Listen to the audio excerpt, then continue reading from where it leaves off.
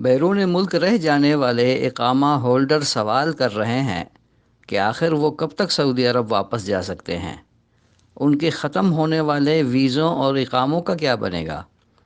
اس سوال کا جواب یہ ہے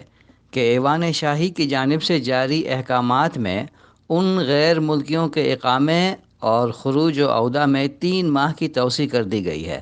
جو کرونا وائرس کی وجہ سے عائد ہونے والے پابندیوں کے باعث مملکت نہیں آ سکتے۔ جاری ہونے والے شاہی احکامات کے بعد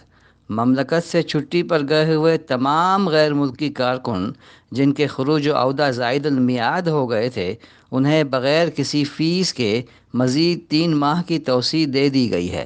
اور جن کا اقامہ ایکسپائر ہو رہا تھا وہ بھی اس شاہی حکم سے مستفید ہو سکیں گے۔ جہاں تک واپسی کے حوالے سے سوال ہے تو اس بارے میں حتمی طور پر کچھ کہنا قبل از وقت ہوگا،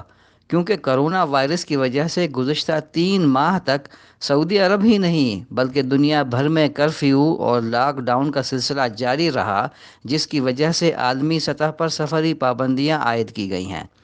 حالات کا جائزہ لینے کے بعد سعودی حکام کی جانب سے اس بارے میں جیسے ہی تفصیلات جاری ہوں گی انہیں اردو نیوز میں شائع کر دیا جائے گا۔